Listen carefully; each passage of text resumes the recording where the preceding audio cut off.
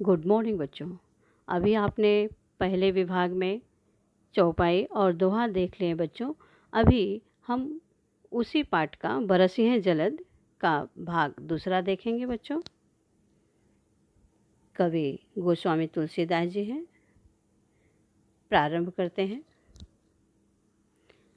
दादुर धुनि चौ दिशा सुहाए, वेद पढ़हि जनु बटु समुदाय। नौ पल्लव भय बिटप अनेका, साधक मन जस मिले विवेका। अभी दादुर अर्थात बच्चों मेढक, धुनि स्वर,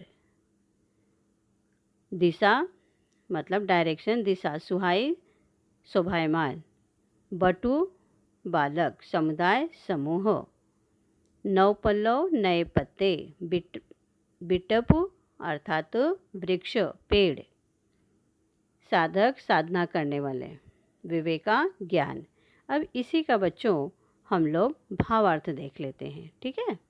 यहाँ पे गोस्वामी तुलसीदास जी कहते हैं कि बारिश के समय चारों दिशाओं में मेढकों की स्वर ऐसी सुहावनी लगती है मानो विद्यार्थियों का समूह वेद पाठ कर रहा हो।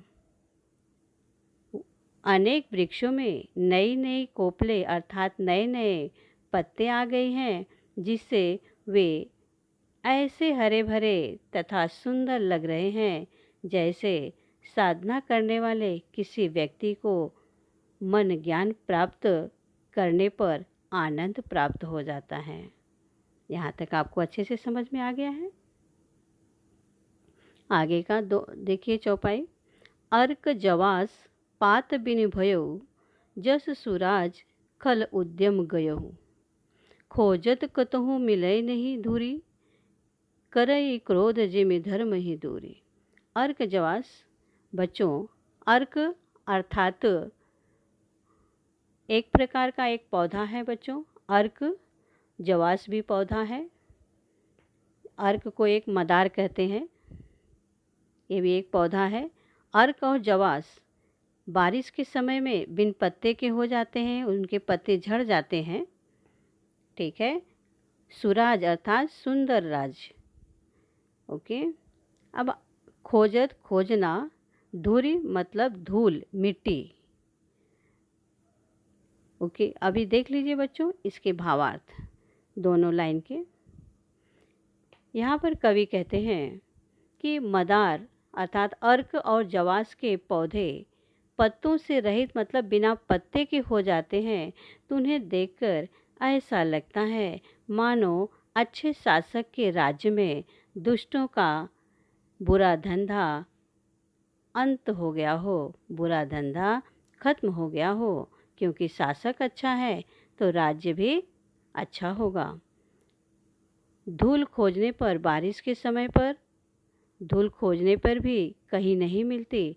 जैसे क्रोध धर्म को दूर कर देता है, ठीक उसी प्रकार बारिश का पानी धूल को नष्ट कर देता है। अर्थात इससे हमें क्या सीख मिलती है बच्चों? हमें क्रोध पर नियंत्रण करना चाहिए, क्योंकि जिस प्रकार बारिश का पानी धूल को नष्ट कर देता है, उसी प्रकार बच्चों क्रोध हमारे धर्म को, कर्म को नष्ट कर देता है।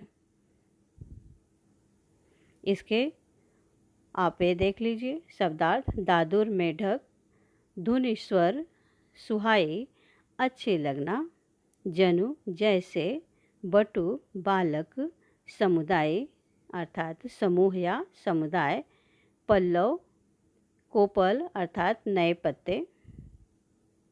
आगे का देख लीजिए। शशि संपन्न सोहमहि कैसे, उपकारी कै संपत्ति जैसे। निशितन धन खद्योत विराजा, जनु दम्भे कर मिला समाजा। अब इसका आप भावार्थ देख लीजिए। भावार्थ के पहले आप लोग थोड़ा इसका अर्थ भी देख लीजिए। शशि अर्थात बच्चों अनाज, फूड ग्रेन, मही पृथ्वी, संपत्ति धन, निशि रात, तम अंधेरा, खद्योत अर्थात जुगनू जिसको मराठी में काजवा कहते हैं। दंभही मतलब घमंड, गर्व। अभी दोनों लाइन का भावार्थ बच्चों। कवि तुलसीदास जी कहते हैं कि अनाज से युक्त पृथ्वी इस प्रकार शोभायमान अच्छी लग रही है जैसे उपकार करने वाले व्यक्ति शोभायमान होते हैं, क्योंकि उनका पूरा जीवन उपकार में ही बीतता है। रात के अंधकार में जुगनू चारों ओर दिखाई दे रहे हैं। उन्हें देखकर ऐसा लगता है मानो घमंडियों का समूह एकत्र हो गया हो। आगे का देखिए। कृषि निरावहि चतुर किसाना, जिमि बुद्ध तजहि मोह मद न माना।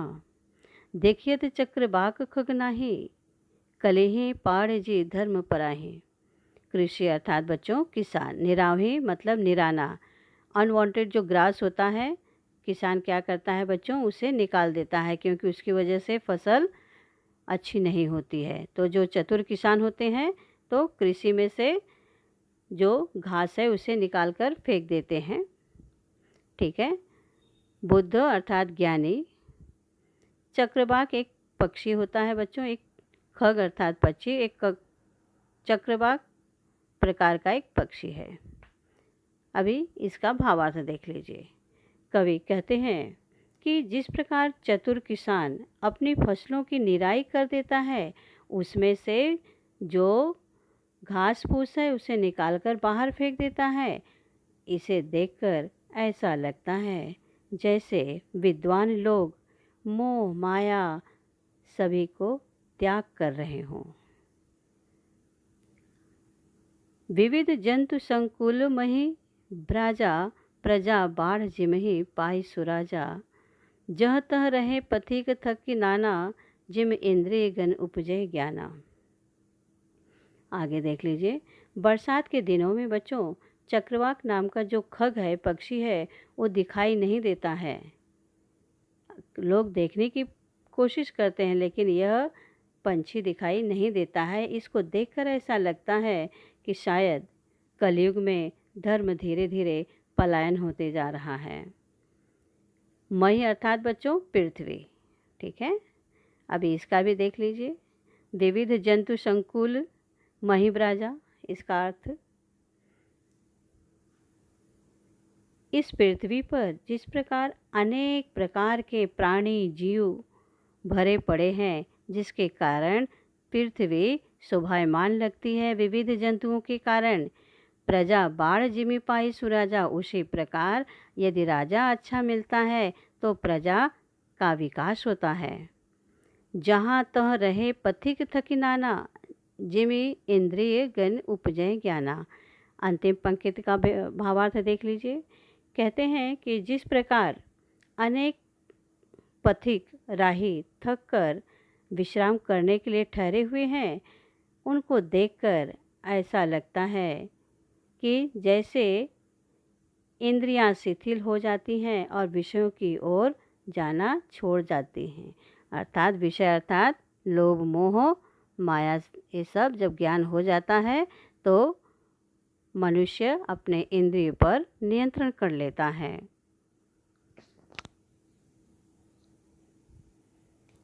दोहा देख लीजिए बच्चों।